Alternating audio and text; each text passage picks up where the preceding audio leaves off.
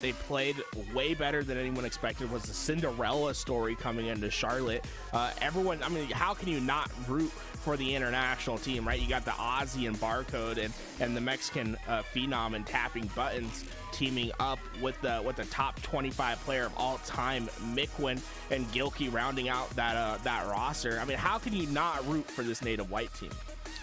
Yeah, I'm excited with native white. You know, they did underperform a little bit last week, where Cloud9 overperformed. In fact, Cloud9 were the ones to knock native white out of the tournament, literally just on last Thursday. However, this was a much different Cloud9 looking roster. You know, you had Monster filling in for Nemassist, who was on vacation, and we all know, like, Monster's like, you know, the online team fill in, like Whisperer. Like, you just put them on any team to fill in and they go crazy. French Toast to Mafia, Cloud9. Now he's playing with Proton Gaming. If you need somebody to fill on your team when an online tournament, you call Monster and you will succeed. But now Cloud9 having to do it with their full roster. You know, you have 3 players signed in Squallaye, Triton, and Nemassist onto Cloud9. Rammy, who, God help me, I hope by now is not in the contract, because he's been playing absolutely lights out. Can they beat native white again with their actual starting lineup? Yeah, this is going to be an interesting test for Cloud9, right? We're still on the winner's side, right? So this is the perfect opportunity to show how far you can go, but it's going to be tough.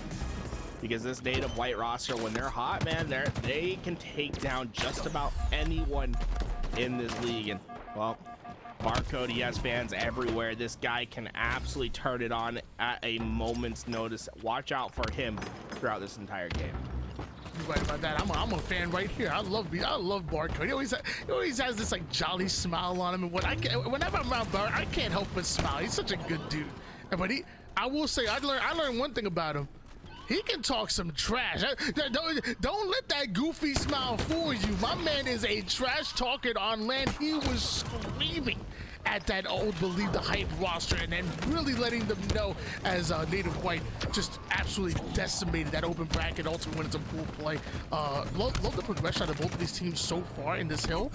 Nobody able to take over just yet. That big double kill by tapping buds might have opened things up just a bit for the rest of the team to get in position. Barcode trying to do his best to survive, but it's not gonna happen. He falls down. And you can see how Cloud9 are just swarming to the point, trying to put as much pressure, and they're trying to keep native white spawning towards the bottom. They were successful at that, and then on top of that, got the kills when they mattered the most, are able to push into that next hill. So Cloud9 doing a phenomenal job to start. Okay, moving over toward the subway side. Cloud9 finding himself 4 down, so not only is native white already set up onto the subway side of the map, you're gonna have Gilkey with the rockets right in your face, even leaving the bulldog behind, because you know you might have to finish off a one-shot player with the BR. The first one gonna go a little haywire. The second one does end up connecting onto Rammy. I love this route to get the longest angle possible to get those easy shots onto Nemassist. Gonna come back in for the clean up, trades out his life there. The Shroud's gonna block the angle for native white to continue to put points on this board. See Barcode with that disruptor pistol in the back. This thing is absolutely potent at finding in kills, but see as they're trying to get this one out. Guys, you can see on the bottom of your screen we don't have a scoreboard to look at, so we can't quite tell you how far into these hills we are. So we're gonna have to do it by the field test, you know what I'm saying? So we're gonna have to be trying to feel out when these teams are going in. But Cloud9 looks like they just won the spawns, but tapping buttons, he's on 10 kills already, and he's not trying to give up anything. He's going right for the jugular. Triton goes down, and tapping buttons wins the spawn by himself. Considering native white had that early control, had the rockets, and all that time while Cloud9 were getting wiped, native white were in the hill, I'm gonna assume that native white are winning out this hill at the moment, especially with tapping buttons and the long range shots like that. One of the better long range shooters, him, Tuscan, there's a few others that they just seemingly don't miss down range, as you would say. It's a 1-0 lead in favor of Cloud9 at the moment here. Native white just a few seconds away from taking over. Cloud9 just starting to get their first bit of progression on the hill. Look at that clean transition. Looks like we got that scoreboard back on our screen, and we can see right now native white very close to finishing out this hill, but Cloud9, they've taken control of the spawns, and these rockets coming up, they can change just about everything. This can buy enough time for Cloud9 to get right into this hill and steal this one away from Native White. They already have the first hill. If they can take the next one, that can be devastating here for Native White, especially with Cloud9 getting away with yet another rocket launcher. And while all that happens, Rammy just sitting toward the corner of that hill, trying to set the remote detonation, not going to connect. He has to trade out his life there in order to get the kill, and Native White break right into the subway side. While that happens, unfortunate, that remote detonation would have connected. Maybe they would have been able to steal that hill away, but instead it's Native White that tied things up at one apiece. And Native White find that break, but look how far away they are from this next hill, although they have the red gun. And I always say Gilkey, I think he's a top 5 player with this red gun. So damn good with the weapon. They are gonna struggle to play forward because look at how far Cloud9 are pressed onto the spawns of Native White. By the time they get to this hill, it might as well already be cat for Cloud9. I mean, we already know Gilkey is one of the best back players in the league, but top 5 with the, I'm gonna have to pay attention. Let's see. Show me something. This man is absolutely devastating with the red gun when he's heating up. All right, Gilk does do something for me. Okay.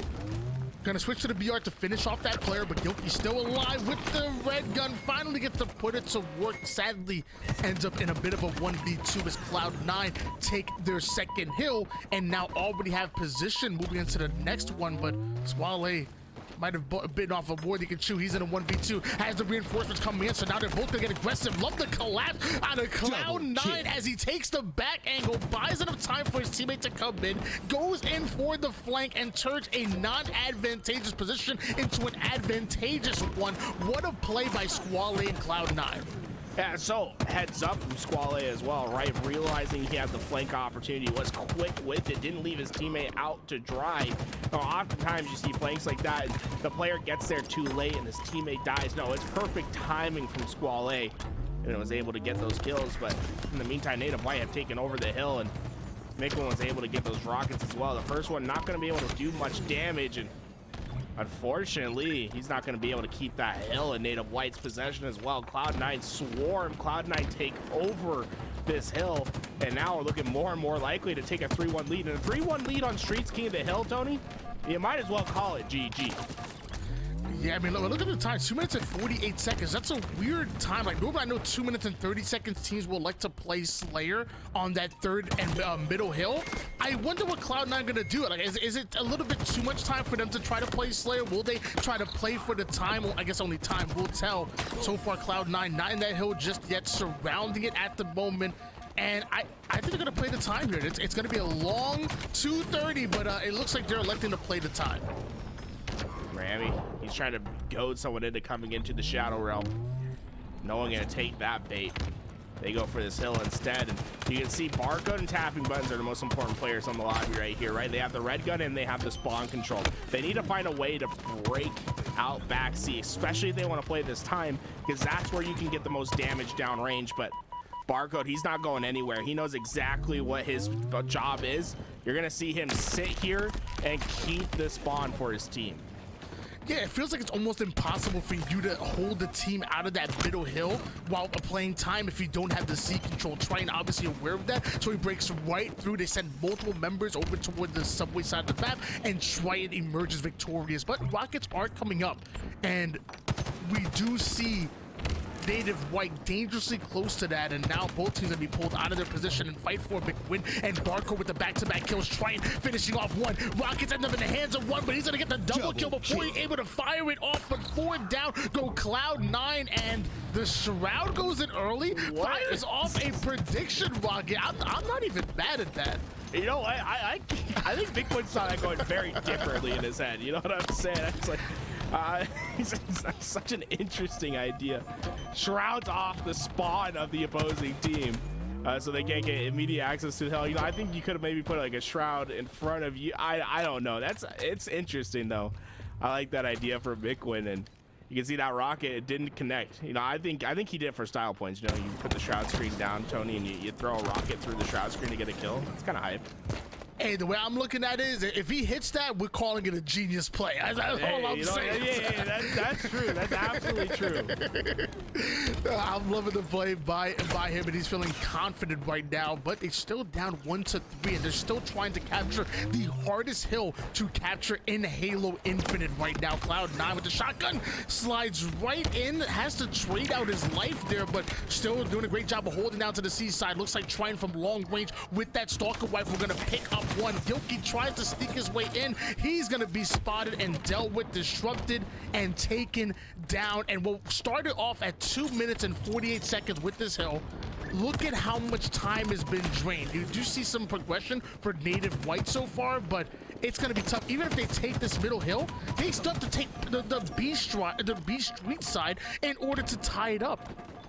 Yeah, that's why you always, I think when it's 3-1 on streets, you always play time on the middle hill, just because the amount of time you can milk away, even if you don't get the, like, even if you're not able to prevent the game from ending on this hill, it's just so much time. Like, if you play for Slays on this hill, I feel like it's impossible to give up this hill early. It's going to take at least 2 minutes of effort every time to get this hill. 26 seconds left for native white to try to sneak their way into this middle hill and try to take the arcade side as well. A lot to ask for, especially when they're going 3 down. Barcode, the final player alive, having nowhere to go but to the black screen, and with 8 seconds off of respawn and 12 seconds on the clock for anybody to make it back in, I'm gonna say it's mathematically impossible for them to come in onto this one. It looks like Cloud9 are going to be taking it. Yeah, we shut it down, and Cloud9 just showing how potent getting a 3-1 lead can be, and everyone kind of styling up at the end right there. We had 3 players with 20 or more kills in that game for Cloud9, everyone doing their slaying responsibility. And honestly, just it's a clean game from Cloud9 through and through. I think they won that game. When I saw things changing for Cloud9 was on that 3rd hill over by PD. They just were so constrictive of the space that native white literally could not push out of C across the map to get towards that 3rd hill rotation. Cloud9 have played absolutely lights out, especially against any team with the name native in it. Like back at Charlotte, Cloud9 beat out native red, obviously with the sub back then, but beat out native red in order to make it into bracket play 1 round away. They end up going into last week, and Cloud9 beat out this very same native white roster. By the way, the same native white roster that got 4th place on LAN at Charlotte, and now they're continuing where they left off.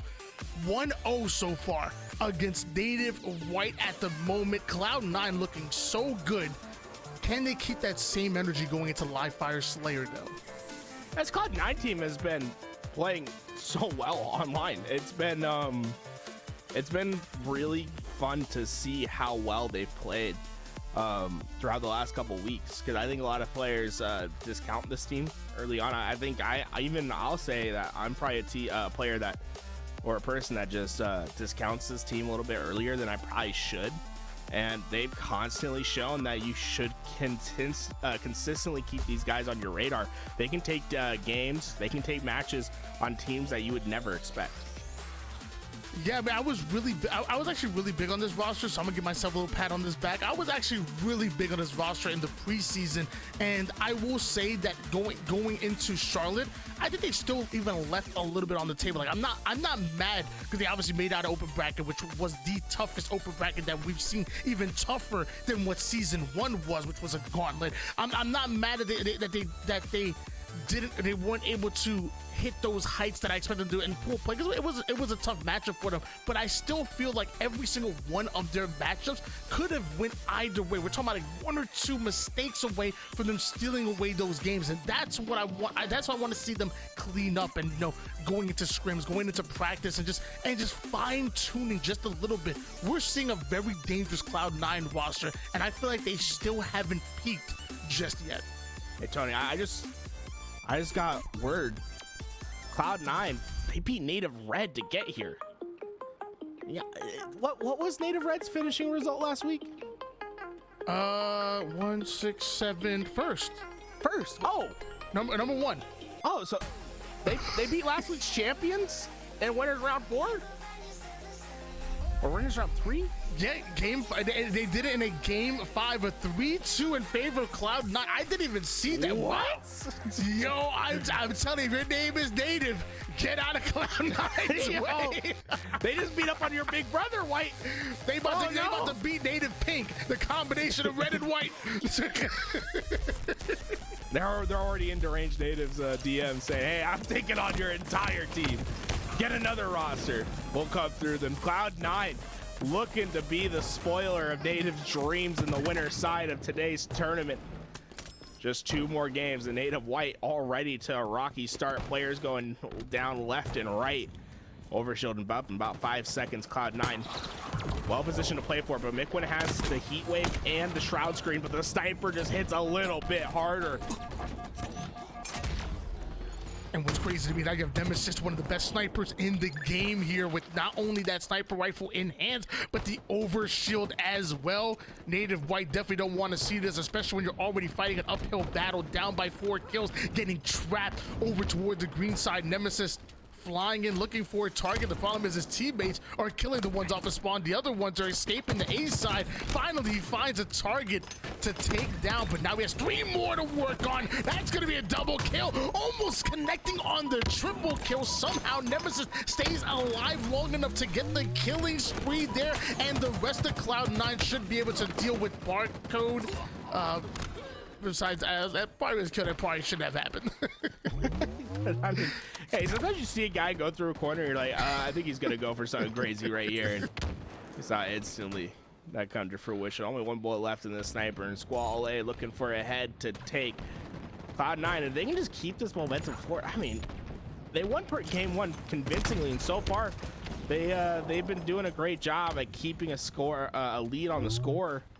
In this game, honestly, this looks more and more likely to be a potential 3-0. Cloud9 just in there in the zone right now. Honestly, this has been so impressive from them, and now with Overshield coming up, the shroud screen's down for Native White. It pops off just in time, but Native White's got the Overshield with Squallaye. He's got the gun that neutralizes extra shields, and already Cloud9 are collapsing on this Native White roster.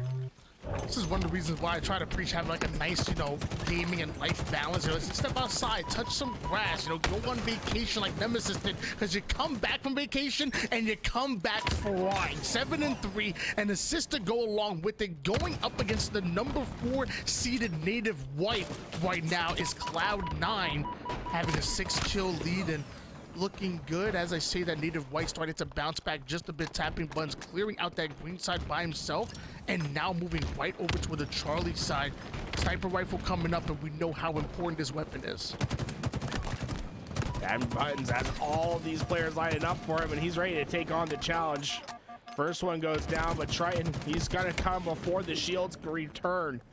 He's able to get that kill, and Triton, he had 27 kills in game 1. And you can see right now, Cloud9, all of them basically helping each other. No one really outperforming. And that's always a great indicator early on in the Slayers. If everyone's doing their job, you're in for a treat. And Triton, although, has been, he only has 5 kills, but he has 8 assists thus far. You can see he's been all over this map, just creating so much chaos for this Native White roster.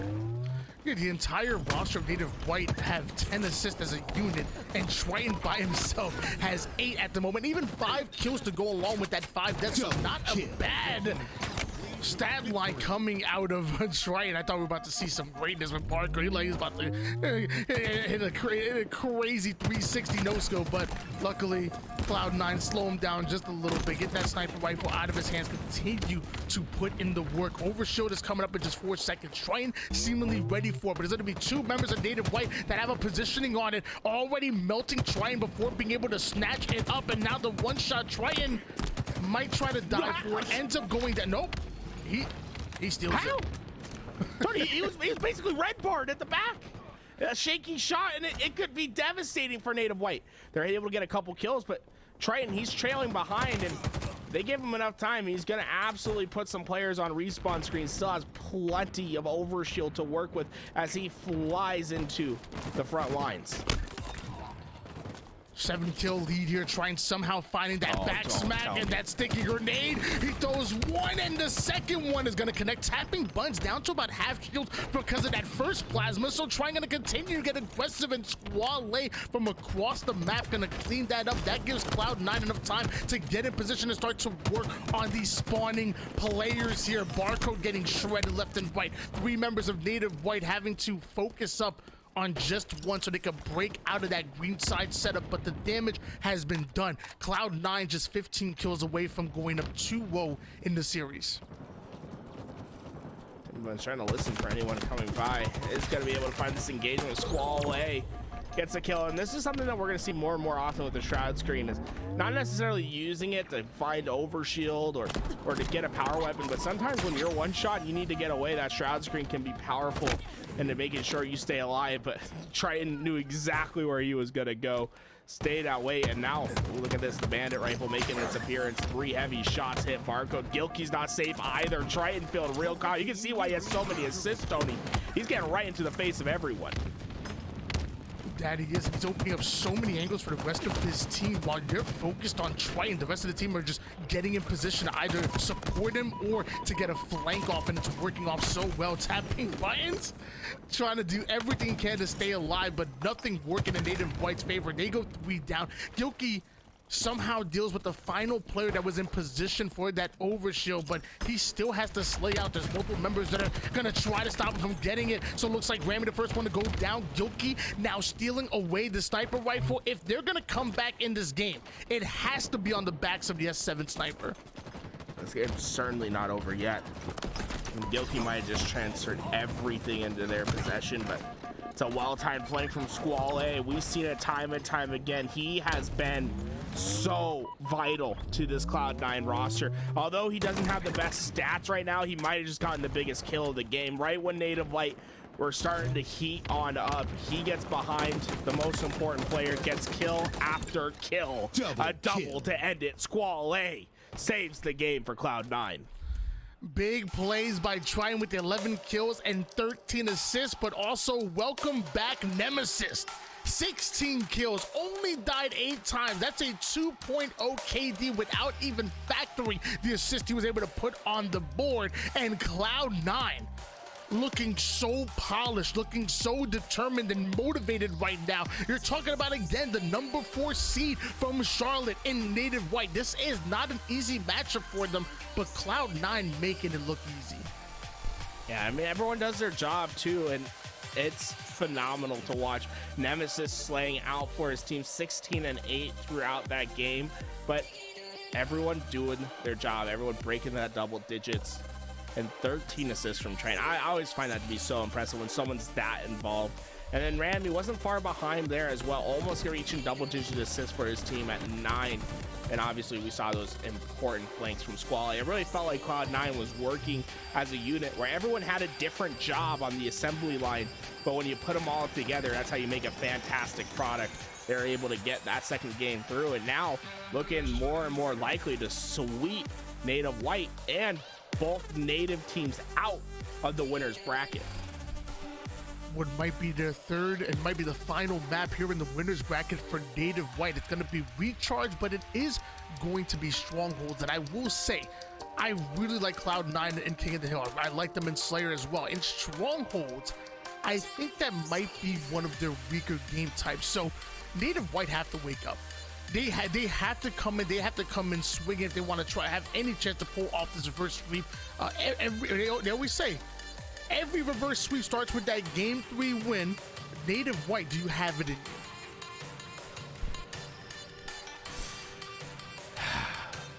I think Cloud9, it's just all the momentum's on their side. These games weren't close, right? I think that's the big difference maker. Sometimes the games are close and it's just, like the team that's the lower seed was able just to sneak this one away. That's not the case this time. The 12th seed is beaten up on number 4 right now. Game 1, game 2, they were clearly in favor of one side, and that momentum can keep moving forward. Now, taking a look over here at our bracket, Tony, these teams, the top 4, are going to be playing on Thursday. Space Station and G1 have already qualified, so whoever wins this series well, they're gonna have to take a couple days and try to figure out how they can beat this FaZe clan roster on the other side, because FaZe are just sweeping their way through the bracket. Yeah, I think no matter what though, even if Native White were to lose this matchup, like depending on where they drop in the elimination bracket, either they'll still be qualified as well, or like maybe be like one round away from qualifying themselves. So, but it'd be really nice to qualify through that winners bracket. At that point, you'll be one round away from the winners finals. You'll be one round away from making it into the top 3. So this matchup means so much. Native White looking to pull off the reverse sweep. Cloud9 looking to sweep themselves. Right, and these tournaments are really important because, you know, I think Trippy's still out of town, so Optic not able to compete today. You got to get as many of these pro points as possible to help your seedings while some of these juggernauts are away. FaZe wasn't there last week alongside Optic. FaZe here this week, but you still have another week of potentially placing a bit higher because you don't have to play against that Optic gaming roster. And you need to get every little pro point, because as Tashi said it, pro points matter so much this year. Online results are going to be important throughout the year. And with the lack of scrims that we're seeing, I feel like this is also just valuable practice as well. You know, like if you're not able to scrim against FaZe or Optic early on here, and I guess what might be considered a mini off season, you know, play them in a tournament, watch that film review. You know, like this is still great, a great and valuable practice for all of these teams here. So far, the one-shot Mikwen doing a great job of grappling out of that situation, staying alive, holding on to the double cap and the early lead for Native White, who've seemingly woken up in the series. Oh, but they just gave away the shock rifle. Triton has it in his hands. Barcode could be on the receiving end, taking heavy damages, but it's the Squallaye flank that makes a difference. He's been on it time and time again. They get the kill, and now Hill in their possession. 23-9 lead in favor of Native White now, but the double cap so far favoring Cloud9. You see Barcode trying to move in position here over toward the tower side. Nemassist tries to get away while one shot. Barcode not gonna allow that to happen. 2 members of Cloud9 though on the gold side of the map. Gilkey about to find out the hard way here. Down to one shot he goes, but Rammy goes down.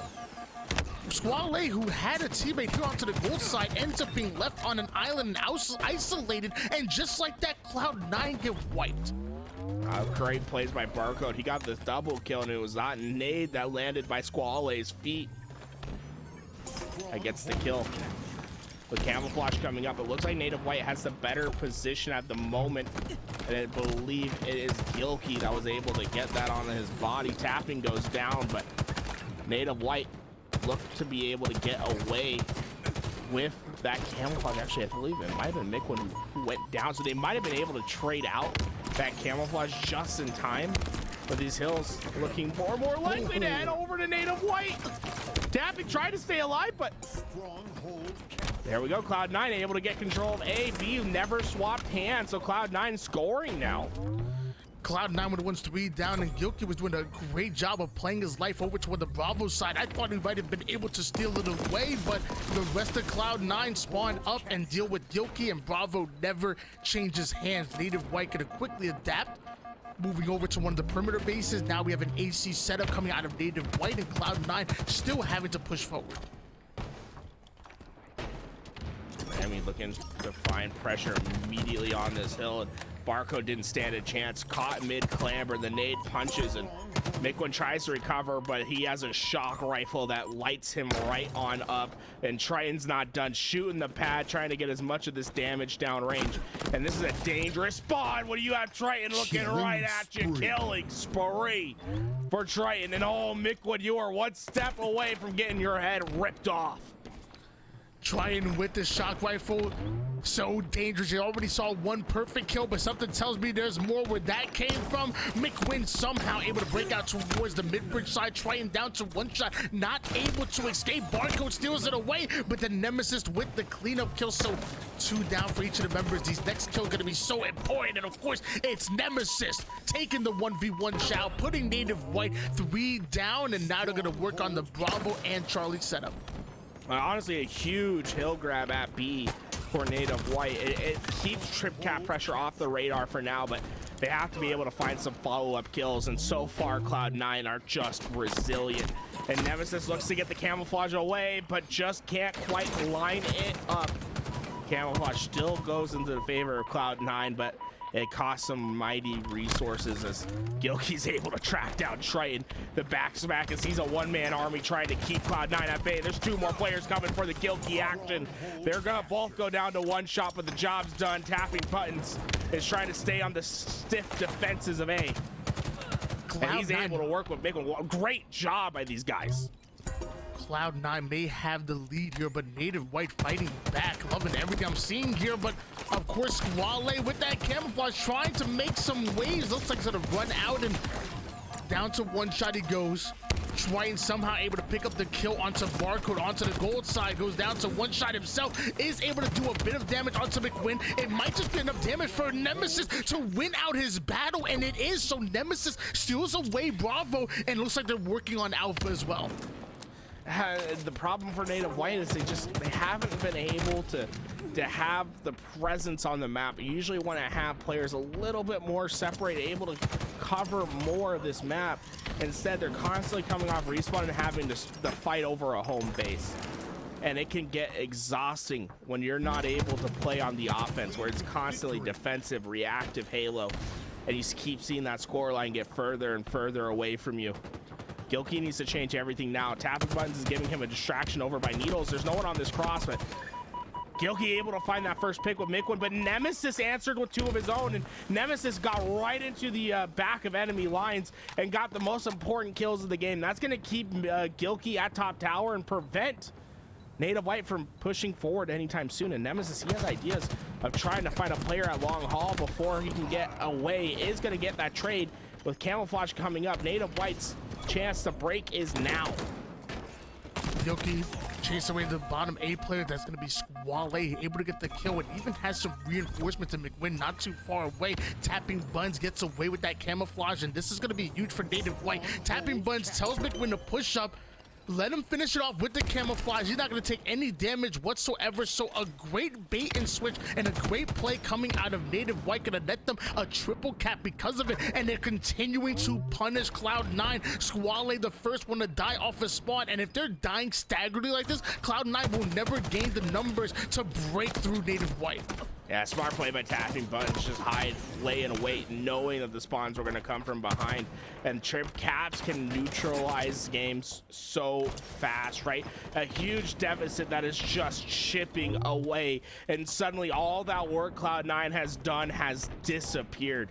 We're at a tied game, and a tied game that can quickly go into a game one for Native White. Rammy finally breaks a couple kills, but even then, they're just fighting for a home. Cloud9 needed a player to make a play, and Rammy comes in with that double kill. That's going to open the game wide open. Somehow, the stick comes in for Barcode. That's just must be annoying for Nemassist and Cloud9, but Alpha's taken. You see multiple members of Native White going to push up toward the long haul. Looks like they want that gold side control, and they are willing to fight for it. Rammy's important to keep watching this cross, but maybe he thinks he hears something right there, or maybe it's the update that makes the big difference, Tony, where you can't hear footsteps nearly as well anymore. He's looking all around A to try to find someone, but Native White didn't allocate any resources there. Takes the BR off the map and allows Native White to get that cross to B just in time, and Barcode is going to go down as that damage over time does its job, and Nemassist continues the pressure forward. 200 points in counting here for Native White here. Cloud9 being put a bit on the clock. They want to respond here and stop Native White from putting points on the board, but Nemassist goes down. Tapping Buns almost able to trade out his life with Squallaye, but a distraction nonetheless for Gilkey to get away with active camouflage. And now Triton gets the back smack. There's one more player Gilkey wasn't accounting for. That's going to be Squallaye. So Native White go 3 down. Squallaye has to win this piv. It's not going to happen despite being 3 down. Tapping Buns, the final player, able to not only kill the player on Bravo, get himself the reset, and with that, Native White stole the triple cap, which might just end the game. Rammy has to get into B sometime soon, because when you're in a trip cap, even when you're taking away a hill, they're still scoring. And Native White's going to be able to get all the way to 245 points before they stop it, but it's a last-second stop by Gilkey over at A, and Squallay's in trouble. You can see tapping buttons flying forward. If he can find these kills, they can get that cap. Here we go. Cloud9 stopped it, Tony, but you can see Native White still wants to push forward. He was able to get the kill from across the map. And looks like the rest of Native White gonna try to work onto the Charlie side. Barcode has to make a bit of a hero play here on the L2 side, but the back smack coming in out of nowhere. Squallaye gonna be awarded that one in the same trip cap that Native White used to get back into this game, is the same trip cap that Cloud9 are looking to equalize the situation with Triton now over toward the A. He's gonna pull back, allow Native White to steal away C. We have a game that's going to go down to the wire. This might be a 250 to 249 win in favor of someone. Native White didn't hear no bell. This game's not over, but Gilkey finds a massive double kill. A switching hands, but Rammy needs to get the kill. Rammy, stop A! They're just 10 ticks away. Barcode trying to get through. B switching hands, but there's no one at C for Cloud9. Squallaye gets the spawns for Triton, and now it's a camouflage that can make all the difference. It's gonna come down to this last moment. Squallaye needs to go big. It's perfect shots, but an easy trade, and C gets stopped in time. Native White survive the comeback. Wow. I thought Native White were gonna win that easy peasy with the trip cap to put him in the 240 point mark to begin with, but like you said, Cloud9 refused to give up. Cloud9 always felt like they were in it, fought right back, got a trip cap of their own, and almost pulled off a miraculous comeback right there, but eventually it's Native White fighting for their winners bracket lives, refusing to get swept. And now the reverse sweep still on the table. It's not over just yet. Native White one win away from sending us into an elimination game 5. It's not over yet, but oh my God, was it close. That trip cap looked to secure everything. I'm trying to figure out who made the play at C, who changed this game, because it was looking more and more likely to finish. And it looked like it was Barcode that got the kill. Over at Long Haul, need to win the PIV 1v1, and he goes big for the Native White roster. It has to be Barcode, right?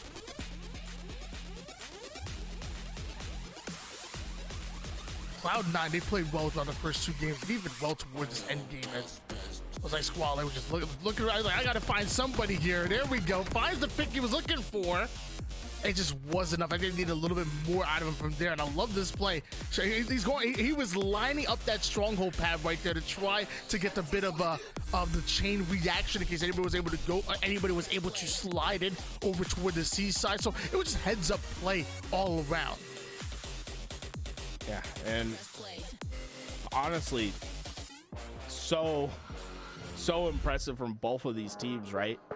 To find the moment to come back, because both of these teams, when they needed to play at their highest level, when they needed to get those trip caps and start coming back in this game, that's when they did it, when the pressure was on the line.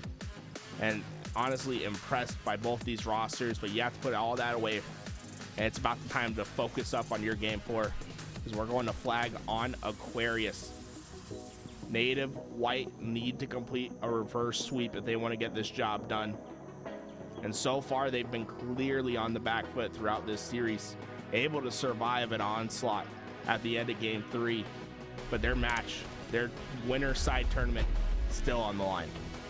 And that's the thing, if I'm Cloud9, I feel like they played so well towards that end game. Like, there's nothing to hold their head low about. In fact, I'm still feeling confident going into this match and say, hey, a couple days go our way and we win that. Like, if I'm even if it's not true, I'm still saying, like, hey, they got lucky, you know. I'm really chalking it up to that, because I feel like they played that well going into the end game. So if I'm still Cloud9, I'm still confident going into Aquarius, and there's still a very good capture the flag team. This is not over just yet for them. Native White, like you said, still behind the 8 ball, still having to fight with their backs against the corner.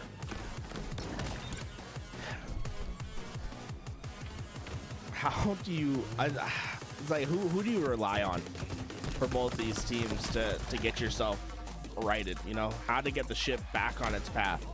Because it was scary throughout 90% of this series for Native White. And then they got that trip cap. Everything was going right. When they're humming, right? And I think that's what we saw at Charlotte when they were making that incredible run on Saturday to go through the losers bracket. But sometimes when things get gritty, you have to rely on one player to turn it up. And my eyes, you know, although Barcode and Tapping are these, you know, these international players who are just absolutely making waves, I think you have to rely on the guy who built this roster, Mikwen, for Native White. I want to see one of the top players of all time really just start to shine and show that leadership for his team when the tournament is at its biggest moments. Yeah, I feel like a little bit of a stray nade right there, and almost like a betrayal nade. Right? Was that a team nade? It might have been.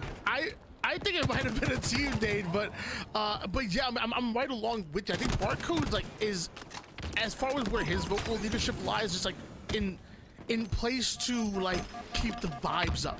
You know, I think that's his job. But when it comes to looking for that veteran leadership, it has to come from Mikwen. And Mikwen has to be the vocal leader of this roster, I would imagine, for Native White. I want to see his leadership ability.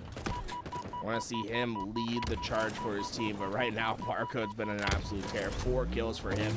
And Gilkey's trying to find another kill to keep at pace. He stays 4, but how is Gilkey alive, man?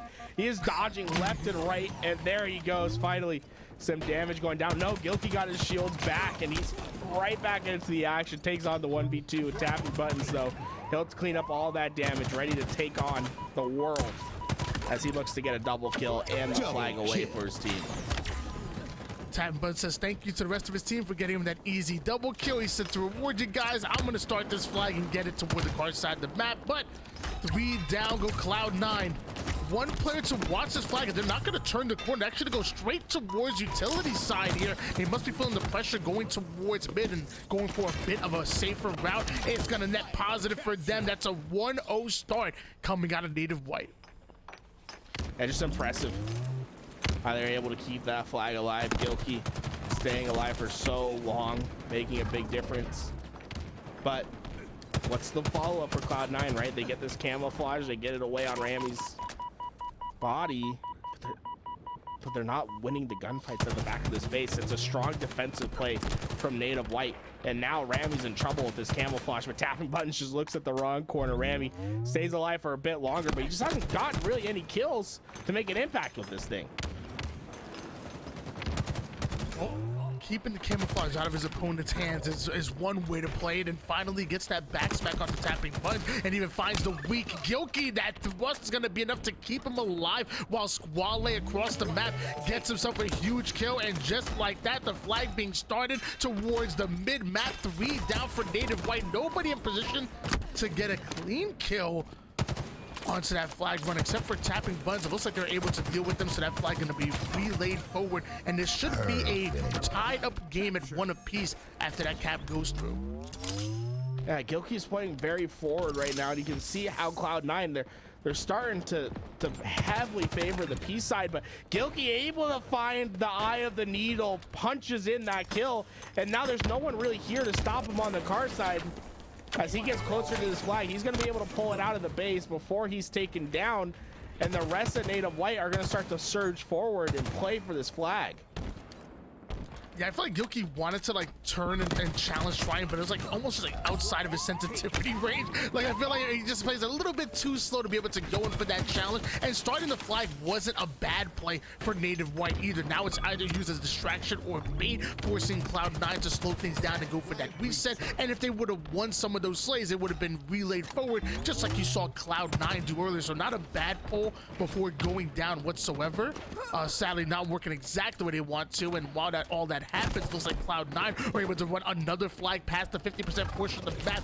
Gilkey has the camouflage. They're going to need it if they plan to stop this flag. That kill does go in, but Rammy and Triton are starting to move in position. Gilkey going to put his resource on to getting that flag back. Lets Barcode take the first initial damage, and Barcode stays alive. Are you kidding me, Barcode? Gilkey didn't even help him out. Barcode just takes the punch, and Gilkey's going to be able to run this flag. Flag makes it toward utility.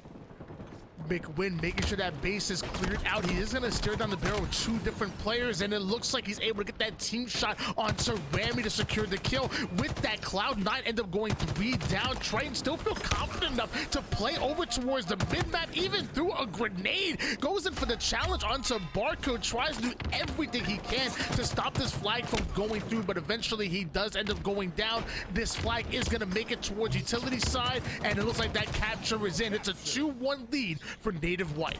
It's tough if that chase nade didn't hit him. I think it's a real chance of preventing that flag from getting home. Instead, Native White take advantage of the overslay, and they're gonna look to get into another flagpole. Tapping buttons went soaring into that base. He's taken down, but Barcode, he's still knocking on this door. Someone needs to take him down. It's the guard dog of Rammy that gets behind him, bites that ankle, and prevents Native White from pushing any forward. Squallaye and Nemassist already forward onto the enemy base. It looks like Rammy is not really that far behind them.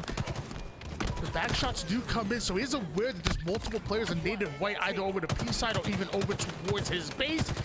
Feeding that information towards his teammates. Triton is able to get the kill, is able to pull that flag forward all the way down to 1 shot. The double kill comes in, and that's going to be tapping buttons going airborne for that one. Flag still out. Native White still have to fight for the return. Having get some great damage down and looking to get closer to this flag. The BRs come out, but it's a touch from Squallaye. Squallaye 17 kills this game, and now running the game-tying flag. No one from Native White's gonna be able to stop him. What a game we're seeing so far. It's tied up at 2 apiece here, and with 5 minutes and 33 seconds on the clock, anything can happen from this point forward. And Slay starting some work for Cloud9. As I say, that tapping buttons equalizer just a little bit, almost able to get 2 with Triton, but does enough damage to put Triton down to 1 shot, allowing Barcode to stop that flag from getting any further. Nemassist is going to be the next opponent here. Excellent damage onto him. Somehow able to get the assist. He has the reinforcements that he's looking for. Native White making plays left and right. Trying to climb forward into this base as he's looking to find a counter right away. And getting behind these 2 players is critical, and you can see the damage is going down. He needs to find the kill on Squallaye, but Mikwen got the job done. Rammy's the only line of defense for Cloud9, but Rammy did his job. He got Gilkey off that flag, and the rest of Cloud9 are at least going to have a chance to fight for this thing once more. Gilkey trying to navigate his way through that utility side, having no idea that there was 3 members of Cloud9 taking that exact same route. But eventually those who push together die together, and that's a clean sweep for Native White. 4 down for Cloud9, even the spawning Triton having nowhere to go, but right back to the 8 seconds he just came from. And everybody of Cloud9 is stuck on their third of the map. Meanwhile, that flag is just seconds away from going home. Cloud9 gonna have to punt this flag. It looks like they have to play for the camouflage. Wait, who just killed the flag carrier? Is it gonna be enough though? Oh, right on the finish line. Gilkey just gets it back in. And I give a lot of credit to that flag captain tapping buttons, because he played away for the rest of his team, but he had a confidence that his teammates were going to get those kills, and he was ready for the spawn right away. Got those players and prevented them from overextending in time. You can see saving 1 or 2 seconds was the difference between that flag going home and not. Tapping buttons able to help secure that 3rd flag for his team.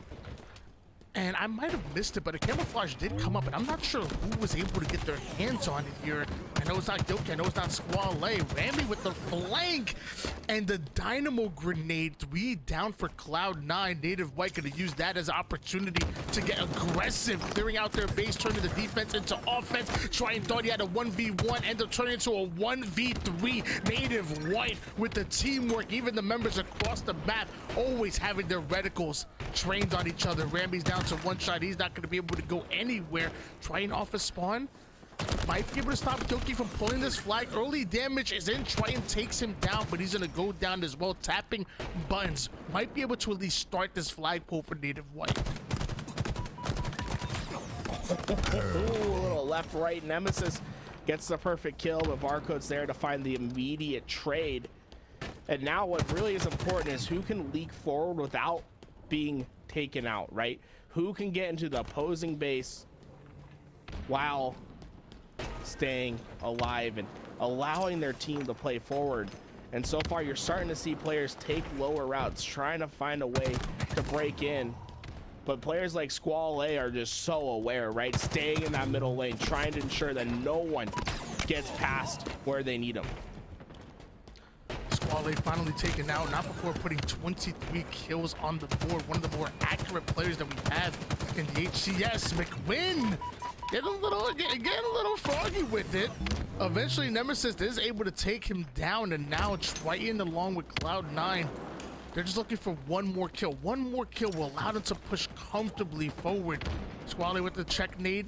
Might have been able to do some damage onto Gilkey, slows him down just a little bit. And with this 4v3, it was like Cloud9 needs to take advantage. That's a huge pivotal fight coming out of Gilkey onto Squallaye. Now tapping Bun's gonna take advantage of having the active camouflage. Sneaks right in to take down Rammy.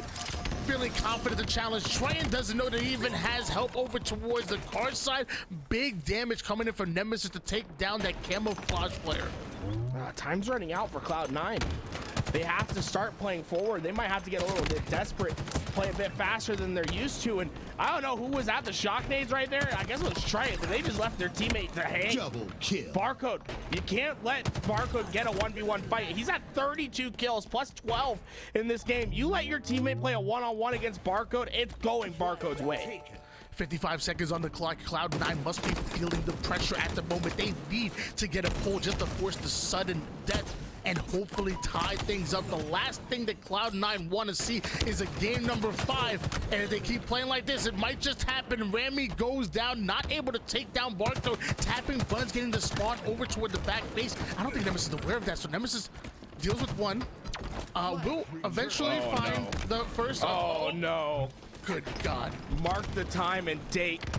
We just saw an absolute brutal murder take place. Are you kidding me, Gilkey? Double kill. And that's kind of how things have been going for Cloud9 so far. You know, not able to get the touch on this flag, but hold on! Gilkey can't get the return. Native White ended up going 3 down. Nemassist make it up for it by diving in and putting his body on the line, giving up his life to keep that flag alive, and we are still in sudden death. Triton goes down over toward the car side. Native White surrounding this flag. All they have to do is secure the kills. Even the camouflage might help just a bit, but this return comes in as Cloud9 go forward down, almost able to tie things up. But hey, Louis, I like a murder. I think I need to see something on screen. Because Tony, that was unreal. The breakdown that we just saw. It was really tough. I'm not gonna lie. I mean, I believe Nemassist was full shields. I want to say Gilkey was one shot, and Gilkey played that masterfully. You know, using that box as cover. No. The missed melee, that's a slow acceleration. This man playing on 1-2-2. I did that slow turn. Look at the sensitivity. Look, goes in for the melee, and can't quite find. I was surprised he looked up, right? Oh no! Oh, it was Mikwen. It wasn't even Gilkey. Was this Mikwen? Oh, it was Mikwen. I feel bad. I'm sorry. Oh my god! I thought it was Gilkey. Sheesh!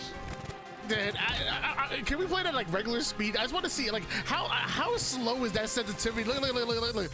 It has to be slow turn because he's not moving that slow. Look, he whips over. That's not that slow. This right here. This is slow turn right there. Oh my gosh. Oh no. And that's all like 120 FOV, so it's even looks fast. It's even faster than it looks too. Like, sometimes I mean, honestly, if we go back and we look at the reticle, you never, other than missing the first initial punch, he never really had a chance to kill him. It wasn't like he missed shots. He never got that reticle on to get the kill. But yeah, I mean, you hate to see that, man. Oh man. Really tough, but either way, Cloud9 still were able to take the first 2 games. They still were looking good in that game number 3, and even in that game 4, you only lose out by 1 cap. Literally just 1 capture. So going into this game 5, Cloud9 is not out of it just yet, but you have to think that momentum really is in favor of Native White. They are 1 win away from pulling off that reverse sweep. Street Slayer is going to be the final game of this series. Can Cloud9 take out Native White in back-to-back weeks, or will Native White finally get their revenge? Reverse sweep. Hey, game 5. Last time Cloud9 played against a roster that had Native in their name, Cloud9 won. We'll have to take that for its great assault. They just got off a game 5 victory against Native Red. Now against the sister team of Native White, Cloud9 have to get the job done once again, but the reverse sweep looking more and more likely. Barcode not able to waste both those rockets away, and Cloud9 is surging forward. These rockets looking to go in their hands as Nemassist gets the pickup. Nemassist with the rocket launcher in hand. Gonna try to take his time on this one. Doesn't want to make any mistakes with this rocket. It definitely wants to secure himself a kill. Not gonna waste it. Able to drop down without being taken out, and I love this play by Nemassist. Patience is a weapon he's gonna use against the enemy team here as he takes down one, even able to whip out his BR and gets his revenge. Nemassist is back with a 4-0 start, 1 assist to go along with it, and now he has the help of Triton here on the B side of the map. Woo. Hey, that was nice and clean from Nemassist right there. Got the shots on. Double kill for him, and he's going into the shadow realm, and he's looking to get the kill, able to get the trade on Barcode. And right now, I mean, the lead just continues to grow for Cloud9. Finally, Native White able to take down the power weapon players, but you have a lot of work ahead of you. You got to find wipe after wipe if you want to get back in this game quickly. It wasn't too long ago that Cloud9 started this series off with a 2-0 win, but it's been Native White that have answered every single response from Cloud9. Every single response has been answered right back for Native White, and it's them trying to complete the reverse sweep. Rockets are coming up in about 14 seconds here, so enough time for either one of these teams to get the wipes they're looking for. The shotgun definitely gonna help tapping Buds bring him down to one shot. Into the shadows he goes to take down Triton, right back out, emerging victorious, and now it gets a shroud of his own because of it. Gonna swap out that Bulldog for Rockets, so well played by tapping Buns, and he gets himself a reward in the Spankers. 1 kill away within striking distance, and this rocket might just tie things up. Wow, what an absolute pivotal play that tapping gets, but the rocket isn't quite connecting. Train's at the right place, right time. He's gonna take out both these players. Barcode goes down. He's not done. He's not done. Triton gets 2. Are you kidding me? Triton, he's still looking for more. This man's hungry. Triton currently 7 and 3, 2 assists to go along with the excellent shots onto Mikwen, but ends up getting lost in the shadows there. And looks like once again Mikwen finessing his way out of yet another death and retreating back to the subway side, but they can't escape destiny for that long. Eventually Nemassist takes him down. Tapping Buns use the shroud to get out of that situation. We are seeing the smoke screens at work in multiple different ways, but mostly defensively so far. It's been working for Native White. Right now, Mikwen's that last player alive, and he's trying to pre-fire his way, able to stay alive at minimum, which is great, but you can see Cloud9 are going to be hyper aware of where these spawns are for Native White, and it's going to be tough to play forward out of this, but tapping Buttons does his job. He's able to find 2, and they're sending the whole bag to get tapping Buttons down, but wasn't too many resources that were allocated. Native White, even though their positions were known, the timing was there for Cloud9. They are able to find the break, and Mikwen never falls down, able to stay alive. And with Rockets coming up in about 20 seconds, this next round of Slays could completely change this game. Mikwen gonna try to stay alive here, which with the ATMs. Rockets are coming up, and as he starts to lose numbers, he knows he has to do a bit of damage, and sadly taking a lot more than he can chew. So Mikwen gonna be the first one to go down in that engagement. Triton not able to connect the shotty to Gilkey's body, and with that, Rockets are up, and Rammy just gets a free one despite being 3 down. He steals away those rockets, able to waste one that should be one that changes hands over to Native White, and tapping Buns very much extended into the spawning players of Cloud9. Ooh, neither of those rockets really going to connect for a kill. Wasted opportunities, and it's going to keep this game close for now. But Native White has better map control at the moment. You can see Cloud9, they're going to gather together, trying to find the way that they want to break in, and Gilkey His partner right now is Barcode, but they're so separated on this game that timing was going to be vital to that push, and Rammy takes advantage of it. He's able to get that kill, and now Barcode's separated from the rest of his teammates. If Cloud9 can find these kills, they can start to find some separation. But great plays from Native White. Even though they don't have the team help that they want, they're still able to find kills, and now for the first time have a lead, playing from a dangerous position and making the most of it.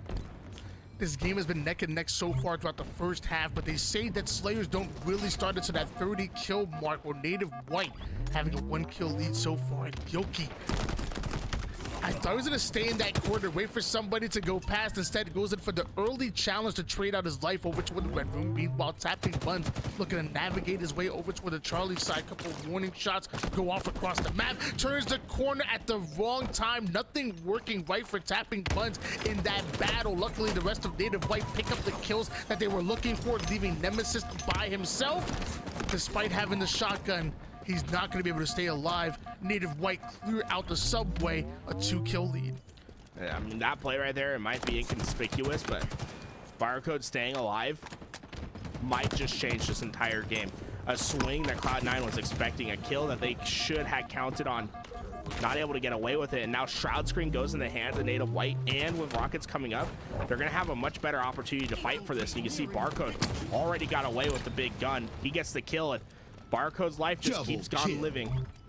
He has 5 in a row, and now his team's lead growing. Cloud9 down by 4 kills, playing with fire, allowing Barcode to sneak away with those rockets, and now kill after kill starts to go in favor of Native White, but a stray grenade out of both Squallaye and Triton's gonna slow Native White down quite a bit. A 4v2 at the moment as Cloud9 look to push up over toward the subway side. It's Nemassist and Triton working together, and Mikwen was an escape once again in the shadows. Gets him that southern hospitality that's oh so known over in Augusta, Georgia. Mikwen taking him down, trading his life out over in the Shroud Tree. Cloud9's running out of runway. They need to start finding some vital kills before it gets too late. Now just 2 deaths to give up. I think that might be too little too late.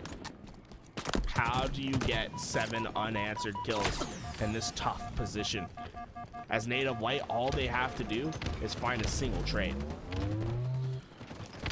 Native White just 1 kill away from pulling off the reverse sweep. We're on board with tapping buttons, and he's not going to be the one to get it. I want to say it was Gilkey that might have popped up on the feed. 50-43 for Native White. We just saw a reverse sweep, ladies and gentlemen. Cloud9 will not go back-to-back against Native White. A phenomenal resilience from Native White, right? That game 3, that swing game made all of the difference. And from there, they just looked so much better.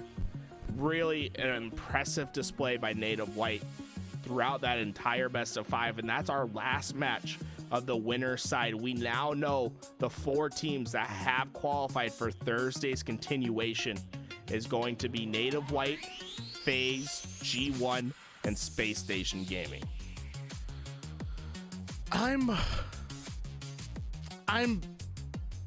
I'm confused, and I think I have a right to be confused, because in those first 2 games, Cloud9 were one pretty dominant. Like, I mean, I feel like I'm not saying like, you know, it was, you know, a state tackle or a 3-0, but a 3-1 in game number 1 into a 50-37 win in that Slayer. These are not like these are not just like, you know, skate by type of wins.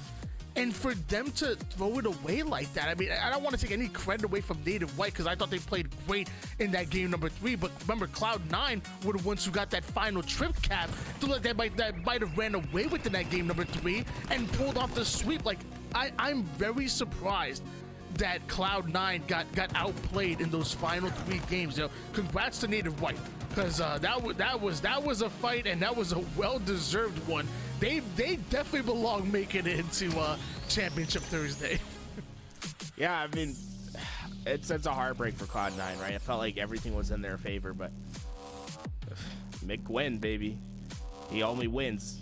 I'll be very breaking ankles, He's getting kills and he leads his team. Who do we want to step up? It was Mikwen, and I think he did a great job at getting his team forward. Barcode was slaying out of his mind. Tapping buttons in that last game was absolutely devastating. Honestly, Cloud9 had a chance to run away with that game early on, but it felt like tapping buttons slaying ability, going double pot, I think it was 13-7 in the beginning of that game, really kept them within striking distance. And then once the opportunity came, Native White took it and ran with it. Now